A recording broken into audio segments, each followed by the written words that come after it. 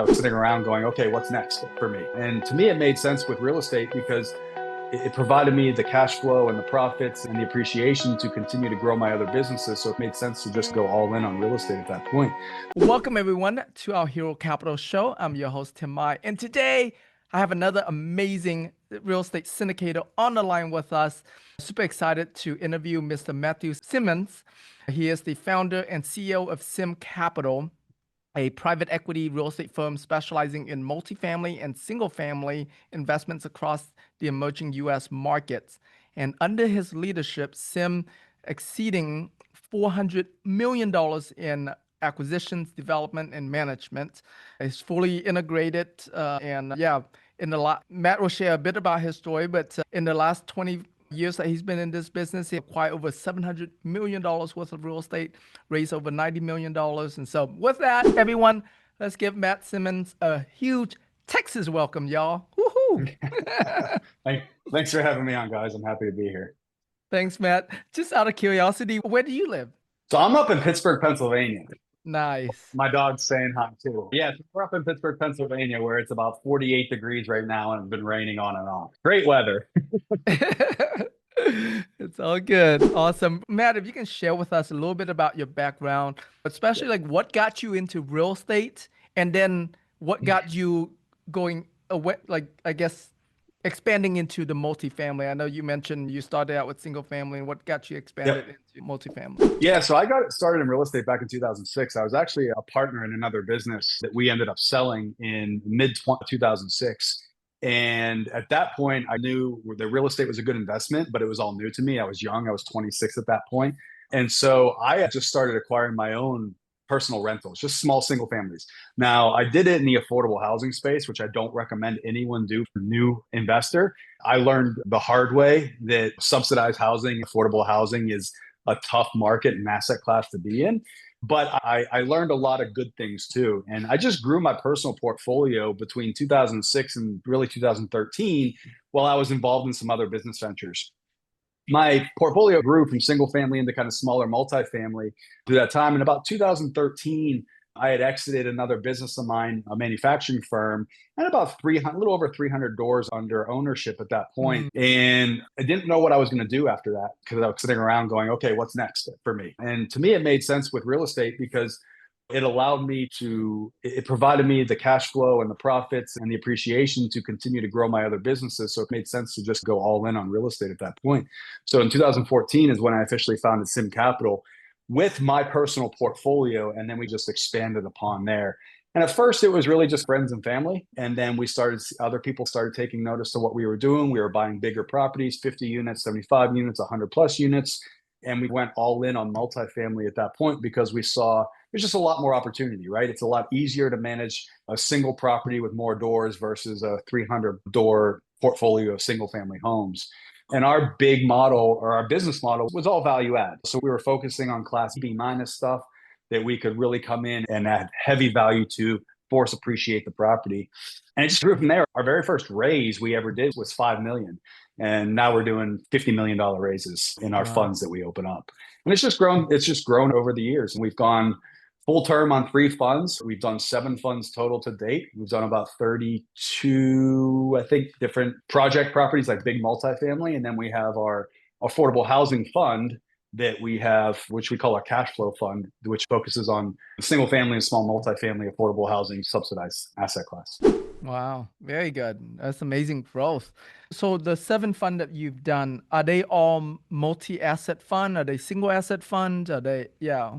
Yeah. So most of them that we do are multi-asset funds. We've done a few individual syndications over the years. In fact, we did one last year. We bought a 216 unit property in Oklahoma, and that was a single asset syndication type of deal. But we like the fund structure majority of the time. And our investor base seems to like that as well. They like to have that diversification. A lot of them don't want to have to worry about picking and choosing which asset their dollars are going to go into. And just it seems to work well for us.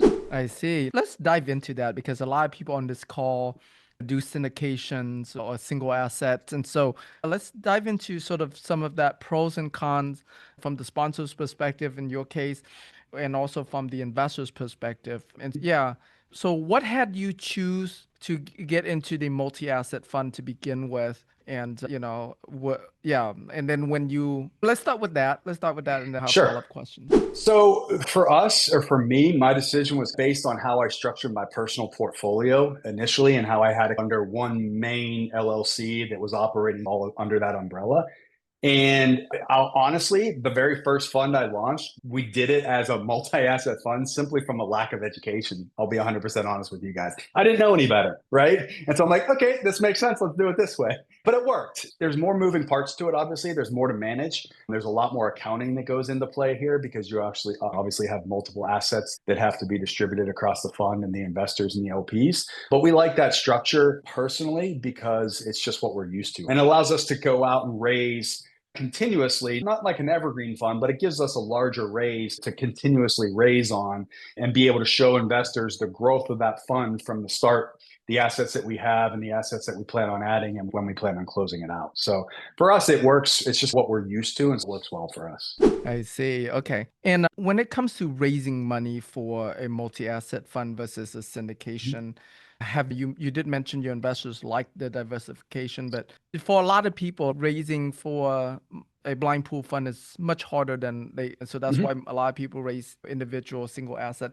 Can you expand into that? Can you talk about that? Yeah, it's definitely a tougher raise for most people because most people, to our raise that we did last year, which was a single asset syndication, it's a lot easier to show what you're buying, right? This is what we're buying. This is its current occupancy. This is current status. This is the business plan. This is the timeline, et cetera. And so with a lot of investors, especially if your target market is your Main Street investor, your high net worth individual, right? They like to be able to see the details. They want to see what their money's going to. And we still have that objection when we're raising on a blind pool fund. But at the same time, we also have found that there is an investor base out there that they don't want to have to pick and choose. They trust the operator. We've built a rapport with them. We've built that foundation. We've built that trust. We can show them the track record of the funds that we've done to date and how we've exited 3 of the 7 total. And that builds the trust with them to say, okay, you know what? Here, I'm going to give you this chunk of money. You deploy it as you see fit.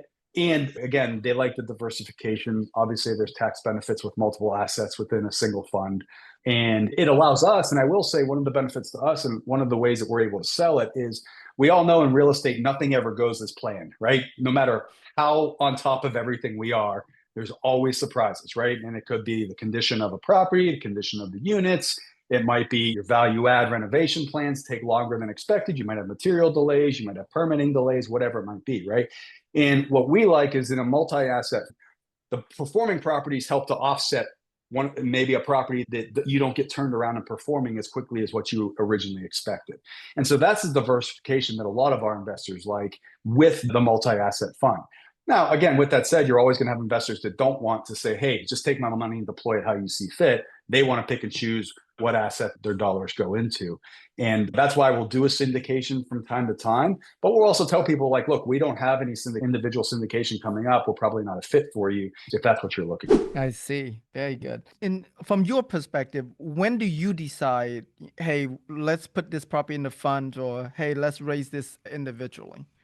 Yeah. So for us specifically, if we have additional properties in the local market that we're looking at that property in, for instance, let's say Oklahoma, right? Oklahoma last year was a new market for us. And we didn't want to put that into a fund that we have properties that are in North Carolina and South Carolina, right? In that geographic area.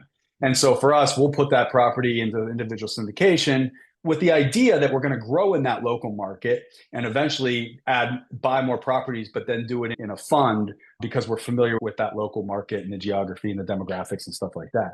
So if it's a market that we're already in, typically we'll roll that property into the fund as a whole. If it's a new market for us, typically we'll do it on a syndication basis. I see. Very good. And talk a little bit about your buy box that you put into your fund, and then how many assets do you typically put into a single fund? So buy box for us is typically 200 units or more. We need it to be a class B. If we can take it from a C plus to a B, we'll entertain that as well. But definitely 200 units, definitely class B. There has to be a lot of value added because our typical time is about 3 to 5 years. We're not holding anything for much longer than that. So we want to be able to come in, heavy value add, stabilize the property, increase operational efficiencies, rehab the units, increase curb appeal, stabilize the property, and then manage it efficiently for the remaining time, and then be able to get out of it. So those are the three big things for us. As far as price points go, for us, it's really geography based, because what we can buy in Oklahoma, for instance, we can't buy for the same pricing in North Carolina, for example. But we've bought anything from 10.5 million up to 65 million. So it really just price point wise, that's not a huge determining factor. It's really, is the value add there? Can we get the value out of it that we expect to? Does it meet the unit criteria? Is it in a growing market? We want to see population growth, demographic growth, income growth, stuff like that. I see. Okay. And then how many properties you typically put into one fund? So we don't have a cap. We like to limit the fund to about 100 million. Okay. So as much as we can fit into a fund, up to 100 million, we'll do. So that could be anywhere from, sometimes it's 4 properties, sometimes it's 8, depending on the demographic of where those properties are actually located. I see. Very cool. You got started in 2006. You've been through the last market crash. You really this wave up from 2013 until now on the apartment syndication side. I'm curious, do you have deals, especially that you bought in 21, 22, that have been challenging? It's funny you say that. We did not buy anything in 2020, 2021, or 2022. So we went 3 years that we didn't buy anything at all. Our focus, especially during COVID, during 2020 and 2021, was really maximizing the efficiency of our portfolio as much as we could. We don't go heavy leverage. Typically, we're 60, 65% LTV. And a lot of the properties that we had in our portfolio up to that point, we had stabilized. So we got that big price appreciation and value increase, and we had a ton of equity. So we did some refis on some of the properties. We returned capital and distributed some profits to investors, but we didn't buy anything during those 3 years because, as you saw, the gap between buyers and sellers, what they were wanting, it was just so hard to bridge, and deal flow dried up significantly. We looked at some during 2020, 2021. We actually did go under contract on one, and then we actually terminated it during due diligence because we uncovered a lot of stuff that just were big red flags to us. And coincidentally, that's actually when we pivoted to building out the affordable housing fund that we have now. Because for me as a business person, I want to see growth consistently, right? Especially being in this as long as I have. And a lot of people were just sitting on the sidelines. And I was sitting on the sidelines, and we were sitting on the sidelines for multifamily, but I still wanted to see growth. And so my whole thing was like, I'm just going to go back to what I cut my teeth on in affordable housing and workforce housing and build a fund around that, because it's something new. You don't see it a whole lot. Multifamily space is dried up. Obviously, we know commercial was like, it hit a brick wall. And so that allowed us to keep our growth going, continue acquiring properties for that fund, continue fundraising, and keep our foot on the gas. I see. Very good. I'm glad you didn't buy anything during that market. Yeah. I'm surprised that you refied them instead of sell them, because they were like at the height of the market. Yeah, there were some good properties for us though, and we felt that there still was some room. And like I said, we didn't own anything. We don't own anything for more than 5 years. Sometimes we'll carry them over 6 or 7, but we just felt that refining them and keeping good performing properties in the portfolio made more sense than selling them, because we weren't sure if we were going to be able to deploy capital out at that point into other properties to replace those. Very good. All right, talk to us about your affordable housing fund. What kind of assets you put in there? Like, what's the goal of the fund? So my biggest thing was, like I touched on a little bit a few minutes ago, was continuing growth and looking at an asset class that is underserved, kind of flies under the radar, has a bit of a bad rap to it as well for people that were in the space at one time or just inexperienced in that space or just had the stigma about it. And it's what I knew too. Again, it's what I originally got started in. And we are 7 million homes short at that time nationwide in affordable housing. And even now we know affordability is getting worse and worse every single day. And so for us, it made sense to create a fund based around this. And what it allowed us to do, and it's what our tagline with that fund is, we get to do good while doing good for others, right? We're providing much needed housing for people that need it. We're giving them good housing in markets that need it. And so for us, we felt there was going to be a good demand. Although I will say, when we first launched the fund, I wasn't sure how people were going to perceive it and how they were going to take it. And so we originally started with a small $5 million raise just to test the waters type of thing, because we weren't sure if people were going to be all in it, all about it or not. It was crazy because our current investor base really loved the concept, and then new investors really liked the concept as well. And so we increased that raise up to $50 million since we started that. But for me, the big aha moment was it's an underserved market. We feel like we can do good here, and we feel like we can continue our growth by pivoting away from just multifamily into a different type of asset class. And as far as the types of properties that we have in this, it's anything from single family homes all the way up to some smaller multis. We have a couple 50-unit multifamily properties in this fund, but a lot of it's made up too of single families or duplex, triplex, quadplex types of properties to fill this fund. And the goal is to build it to about 1,000-door portfolio, about $100 million worth of real estate. Wow. It's so interesting to see someone like yourself going from single family to multifamily, now back to single family, Back to sort of single family. expand Yeah. back to single Yeah. family. And because a lot of time people talk about why they went to multifamily is because of scale and things Sure. like that. And so share with us give us a good comparison to having 1,000 multifamily units versus 1,000 single family. Yeah, Uh, it's night and day difference, I'll be honest. There's so many more moving parts in a single family portfolio, which makes it very challenging. And for us, one of the ways that we can increase efficiency and make it a little bit easier is by keeping management in-house. So we build out our own in-house management firm. And then we have, and keep in mind too, not all our properties are here in Pittsburgh. We have a decent sized portion of them here, but they're also in other cities across the Northeast and the Midwest. And so it's about making sure the in-house management team is really on top of things with our boots on the ground people that we have in the locations that we have the pool of mm, properties in. But it is a much more difficult type of portfolio to manage than a single family, even a single family asset, or even a single family fund. Because with a single property multifamily or a fund for multifamily, it's a much harder portfolio to manage because with our larger multifamily portfolios, as you guys know, probably, you have on-site leasing managers, you have on-site property managers, you have on-site maintenance people. We don't have that, right? And so we have to rely on third parties that are our boots on the ground type of people to go to the properties to fix the units or meet the vendors or meet the tenants or meet the inspectors with the housing authorities. And so there's a lot more moving parts that you have to manage, and organization is key to being able to make sure that not only can you be profitable, but you cash flow well and hit the returns that you need to hit. and what kind of returns do you like in the fund? What kind of returns does the Yep. fund pays? So that fund, we've averaged about a 15.4% average annual return to our investors. So we pay a 10% pref on that to our investors. And then we do a 65% profit share yearly to our investors at the end of each year on the NOI in that portfolio as a whole. I see. Very good. I like that. I lost my train of thought. Oh, yes. With multifamily, you source deals mostly through brokers. So when you went Yep. back to single family, did you guys do a lot of direct to seller type of marketing or? So it was a combination of direct to seller type of marketing, so a lot of off market stuff. We also worked, and I don't enjoy it very much, but we did work with some wholesalers as well to help keep up with the deal flow. But then we also partnered up and teamed up with some fix and flippers in the markets that we wanted to be in. And what we agreed and negotiated with a lot of them is that they would go buy the properties in the markets that we like. They would fix them up, they would rehab them, and then they would flip them to us. So, for instance, they would find a property they think would work. They'd bring it to us and say, hey, this is a property that we can buy. We can buy it for this. It's going to need this. And we would sell it to you for this. Does that meet your numbers? And we would say yes or no. But that Mm, helps keep up with a lot of the deal flow too, because what we didn't want to do with this fund is because we call it our cash flow fund, right? So it's cash flowing for investors from day one. We didn't want to have to go buy properties and then take 3 months to rehab it before we can even get a cash flowing. We'd rather have someone else do that. They can take on that challenge and deal with that. And then they know that they have it sold to us after the fact. Because our biggest thing with that fund is we want to be cash flowing on each individual property that we buy within 30 days so that we can maximize that portfolio.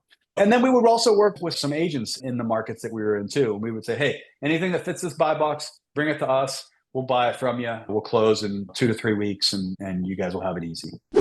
I see.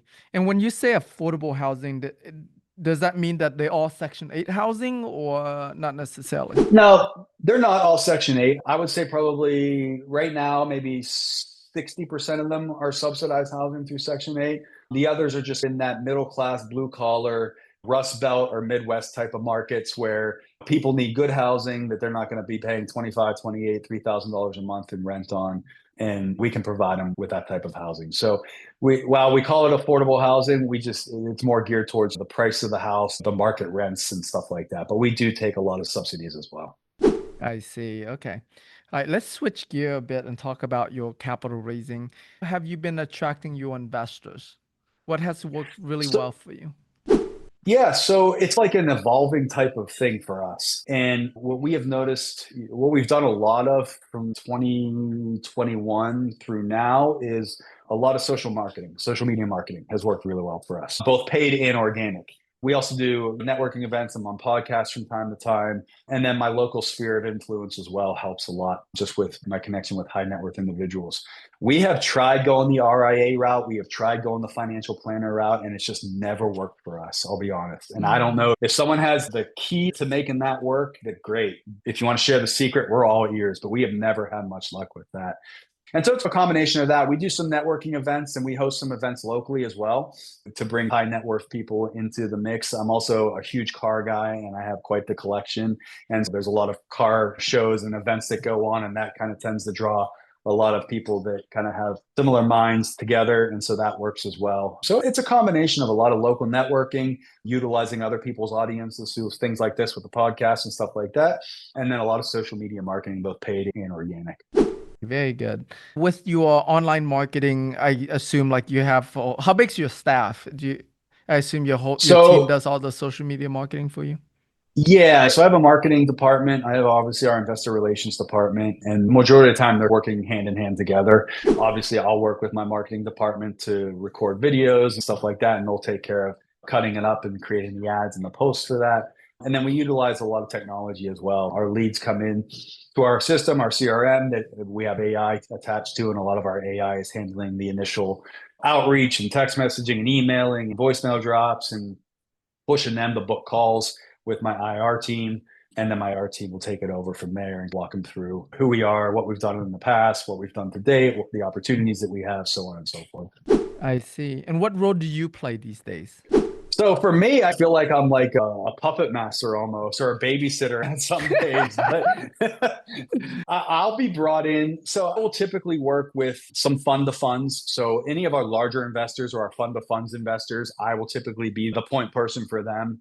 They just like dealing with me and feel a little bit more comfortable there. Or if any of my IR individuals need to bring me in to close an investor or have a last conversation before they make their decision, I'll be brought in to do that. I'm also involved with my acquisitions department with a lot of the underwriting of any deals that we're looking at, because I have final say on whether or not we're going to put an LOI in or what the final terms are on that. I'm pretty involved with the acquisition side of things as well. And from the larger investor side of things, I'll handle that as well. Yeah, I see. With all the different types of marketing that you do, I'm gonna ask you in two different ways. If you were to start over again and you have to choose one to start doing your first fundraise, which one would you choose? Oh, good question. To be honest, I would probably get out in my local market a lot sooner and start working my local market right here in and around my offices. I feel like we took too long to tap into that, and we could have raised, I think, even more and bought more had we tapped into that sooner. We were pretty on the forefront of the social media side of things with running ads and generating leads through that. That's an ever evolving game, though. So it's something you always have to stay on top of with the algorithms Yeah. changing and the terms changing. And it's crazy from what one day to the next you'll see and the types of leads that you generate. But Yeah. really, I feel like we didn't, and I didn't tap into my local network nearly as much as I should have or as soon as I should have. And if I had to go back and do it all over again, that's exactly what I would do from the get go. Wow. That's good. Really glad to hear you say that. Yeah, I started out doing lots of local stuff. And then Yeah. for the last 10 plus years, I was primarily online, and I'm just accidentally Yep. going back to local again. And so we're starting our Yep. first meeting here in November. And so it'd be really cool to Yep. say that. And then which one you think is the most scalable? I know you're raising 100 million per fund, but out of all of them, which one do you think can get you to that $1 billion raise? Oh, I think it's multifamily, hands down. You're not going to do that with single family unless you're one of these much larger firms, Blackstones, BlackRock, stuff like that, because they have the capital that they can go out and buy these large portfolios of single family all at once and fill their pipeline. We just can't do that. And to scale with single family to get to that level is just so hard. So definitely multifamily. I think there's opportunity coming back around in triple net commercial as well, which Mm, could get you there too. But definitely, to get us to that $1 billion mark, which is what we're shooting for, it's hands down multifamily. I see. So you're doing the single family home now just while you're waiting for this multifamily market to turn around. Basically, yeah, it's like a Yeah. placeholder, right? It was a placeholder because we knew the multifamily space really dried up, and I like to see continuous growth. If I'm not seeing growth, I get really anxious and antsy, and I don't know what to do with myself. And so that it was really a pivot for us to say, okay, let's keep growing. We know multifamily is going to come back around, and we'll still keep our finger on the pulse and look at opportunities, but we know it's going to be pretty slow. And so it really was just a placeholder that allowed us to continue our growth while we wait on multifamily to come back into play. I see. In terms of like the marketing channel side of it, which marketing channel you think is the most scalable? For investor lead gen, you mean? Yeah. Uh-huh. Well, social media for sure. It's the easiest way to reach masses and probably for your lowest cost per investor captured too. If you look at what your return is, I think it's the easiest one that allows you to scale quickly. You see a lot of capital raisers, operators, syndicators.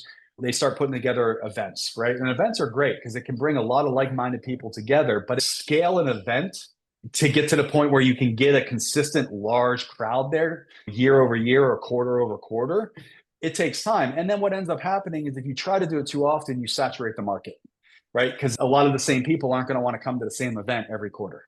And so you end up running into a market saturation issue if you're trying to grow it or do it too often. So for me, absolutely, social media is the easiest to scale because you can obviously pick and choose where you want to market to, who you want to market to, what part of the country you want to market to, and is really dependent upon your budget at that point. I see. And when you say social media, are you mostly on LinkedIn? Are you mostly on Facebook? Like, where are you? So the majority of our marketing on social media is across Facebook and Instagram. We Okay. do some social, or we do some LinkedIn, we do some YouTube as well. But we have seen probably the best results from Facebook and Instagram. You mentioned that broker dealers didn't quite work for you. What had it Yep. not work? So it wasn't really broker dealers. We didn't work with broker dealers. We've entertained broker dealers in the past, but we felt their fees and it's a really expensive route to go for fundraising.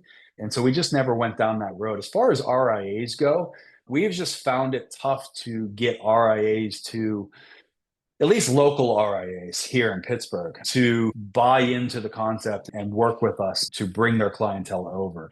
One of the things that we found is obviously if they're placing dollars with us or if they're referring their clients over to us, they're losing out on some of the fees that they can get on the dollars that they're managing. And so we have found that to be a somewhat of a hurdle as well when it comes to Mm, working with people in the financial market or financial industry. I see. Okay. In terms of, you mentioned about you see the market coming back here, and I start to see a lot of deal flow this quarter, more Yeah. so than the beginning of the year here. What's the time frame that you're seeing that is when the market's really gonna start to come back? I wish I had a crystal ball. Don't we all? I honestly, if I'm being 100% honest, Tim, I honestly expected the market to come back sooner than it has. I expected, I expected Q2 of this year us to see a lot more deal flow come back around. I also expected interest rates to start going down at that point too, and I was wrong, as I'm wrong every single day, as we all are. We can only take our best guess. If I was to say right now, looking forward, what do I see? I think I see a lot of the same as we're starting to see here in Q4 through Q1 and probably Q2 of 26. I think Q3 will probably start opening up a little bit more into Q4. And then I think 27 is really when there's going to be a lot of opportunity out there. And that's just based off of my opinion from what I saw this year and how I saw this year go and not go the way that I was expecting it to. I think with rates, obviously we know mortgage rates aren't determined by Fed funds rate, but there is some influence that it has. I think with rates not being cut by the Fed as early as a lot of us expected this year, I think that delayed some things. Obviously, we're starting to see rates come down now. The 10-year treasury is coming down. The agency debt rates are coming down, are starting to come down as well. And that's going to help, I think, open up deal flow and make things a lot more palatable for operators like us. But I still think things are going to be a little bit tied up for the next 3 quarters. I see. Do you think that it's a 2026 here is going to be a major sort of make it or break it for some operators, especially the ones with loans maturing and things like that? Yeah, I expected to see more of that in 25, and we didn't. I think we saw little hints of it late 24, early 25, and then it stopped. And I expected to see a lot more of those operators coming to the table, the ones that bought in 2020 or 2021 that didn't really know what they were doing, didn't put rate locks on, rate caps on, and their debt's coming to reset. I expected to see a lot more of that than we have so far. So honestly, I don't have an answer for you because I thought we would see that in 25. So do I think we're going to see it in 26?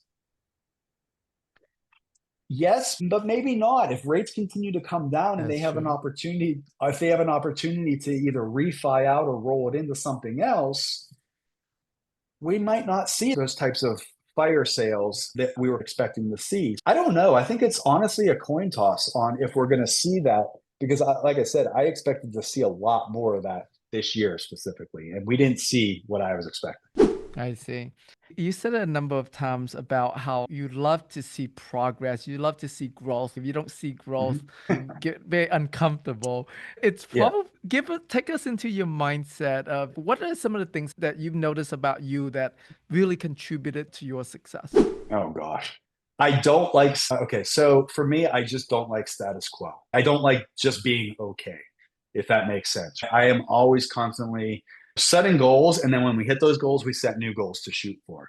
And I think that's what allowed us to scale and grow the way that we did in a short period of time, to be honest, is because I'm pushing for more. Coincidentally, that's what also caused my divorce. But that's a whole nother story for a whole nother day because and not in a bad way, but I remember her sitting at the table and looking at me and she goes, babe, when's enough enough? And I said, there is never enough. And for me, it's not about money because you get to a certain point and you have that. It's about knowing what you're capable of doing. And I know what I'm capable of doing. And that Mhm. allows me to continuously push and continually grow. And for someone that doesn't have that mindset, and I honestly wouldn't wish any of you to go inside my brain most days because it's craziness. But for those that don't have that mindset, it's hard for them to understand it. And I think a lot of us, especially in this room and on this call, I think that same way, I have that same mindset, which is why we're in this room, in this call, we're having the conversations that we're having, is because we know we're capable of so much more. And that's what keeps me driving. That's what keeps me moving forward. And because I want my kids to see that as well. And I want my kids to see, I think we have a huge problem in this country, in this world, of this entitlement issue. And for me, I've worked my butt off for everything that I have. I wasn't handed anything. I wasn't given anything. I've seen the highest of highs and the lowest of lows. And that's what kind of keeps me pushing as well, is I never want to go back to those low times.